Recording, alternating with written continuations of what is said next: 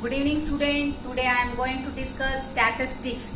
Statistics में को बेटे we can define statistics by two ways. First one plural and second one is singular sense.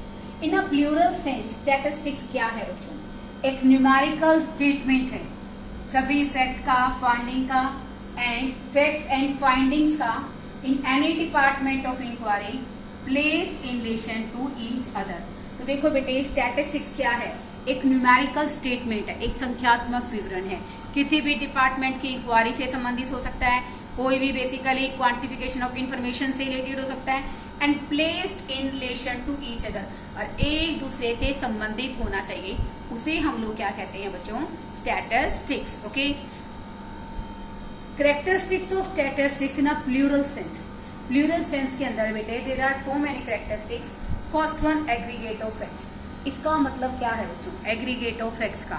Aggregate of facts का मतलब होता है तथ्यों का समूह. It means a single number does not constitute statistics. एक अकेली संख्या को आप स्टैटिस्टिक्स नहीं कह सकते. अगर मैं कहती हूँ कि basically in our school in a secondary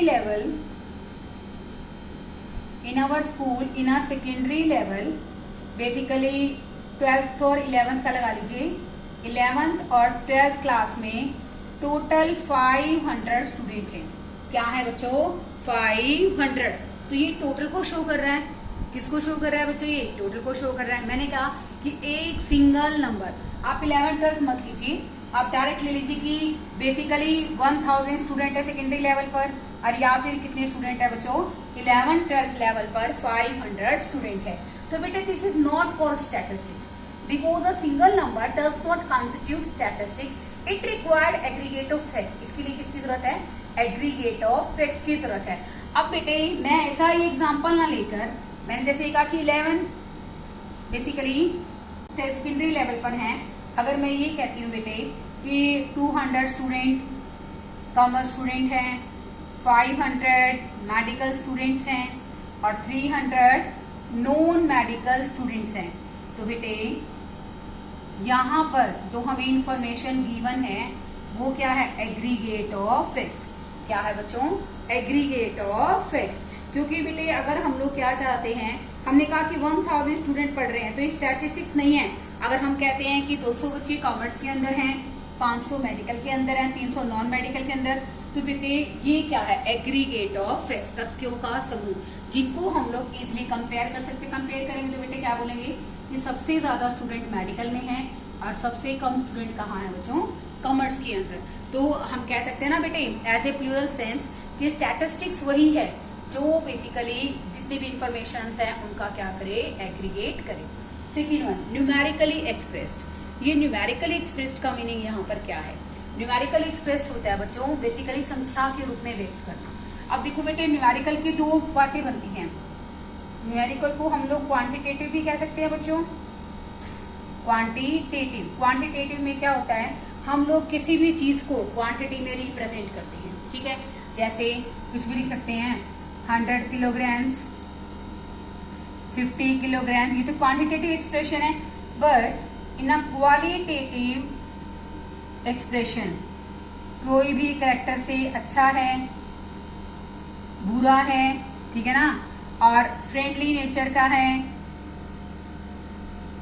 polite behaviour का है,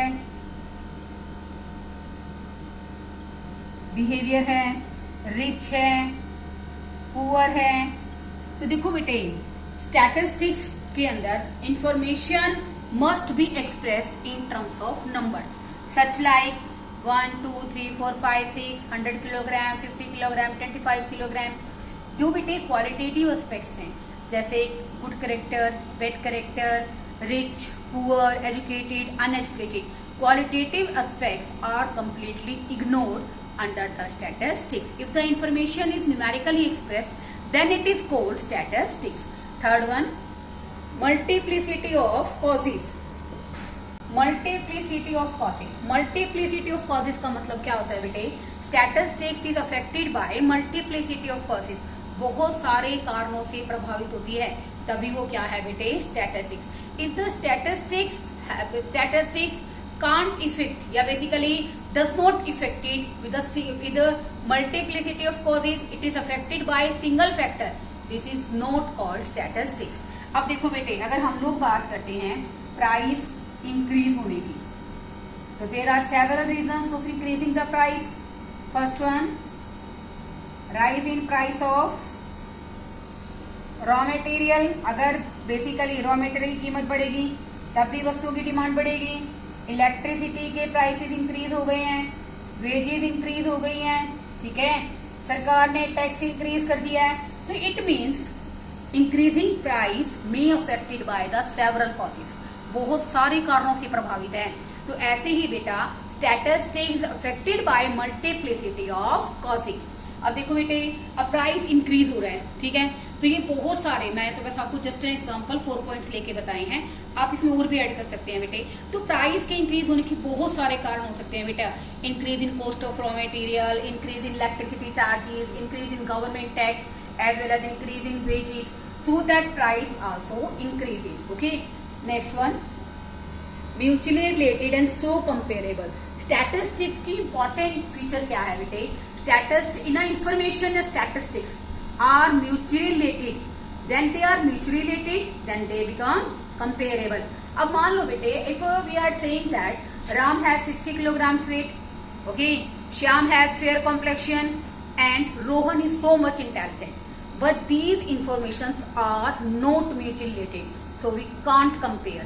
In a statistics, the information which is given that are mutually related, एक दूसरे से संबंधित होनी चाहिए, and so comparable. अब मैं एग्जांपल लेती हूँ बेटे. Ram basically 50,000 per month earn करता है, श्याम अर्न कर रहा है स्टूडेंट 1 लाख, रोहन अर्न करता है 2 lakh. So there is comparison because the information is given only related to income and these are mutually related. So we can conclude that comparison कर सकते हैं ना कि Rohan earns more comparable to Ram and Shyam. Okay, तो जो data है अगर वो म्यूचुअली रिलेटेड होंगे, एक दूसरे से संबंधित होंगे, तभी हम उनकी कंपैरिजन कर सकते हैं. आप इसमें एक एग्जांपल और भी ले सकते हैं बेटे. मान लो बेटे, we are going to compare the weight with the cloth. तो बेटे cloth can be measured in terms of meters. हम लोग कपड़े को किस में मापते हैं बेटा? मीटर में. और जबकि वेट को हम लोग किस में मापेंगे बेटा? किलोग्राम्स में. जब उन दोनों की यूनिटी सेम नहीं है, how we can compare? Then we can't compare. This is not called statistics. Next one, pre determined objective. इसका मतलब क्या होता है बच्चों? पूर्व निर्धारित उद्देश्य. When we are going to search a data, when we are going to collect the data, there will be some purpose in our mind. हमारे दिमाग के अंदर हमारे बेसिकली डाटा कलेक्शन के पीछे कोई ना कोई ऑब्जेक्टिव होना जरूरी है. If we have no objective, if have our purpose of inquiry have no clear cut purpose, then it will be only a numerical data.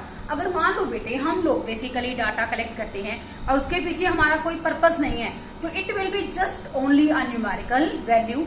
For the completion the quality of statistics, it must be happening in mind what is the purpose for collect the data. मान लो बेटे हम लोग किसी किसान farmer गांव में जाके फार्मर्स की एनुअल इनकम पता करते हैं और हमारा कोई ऑब्जेक्टिव, कोई पॉलिसी मेकिंग का कोई टारगेट नहीं है, तो it's just a numerical value.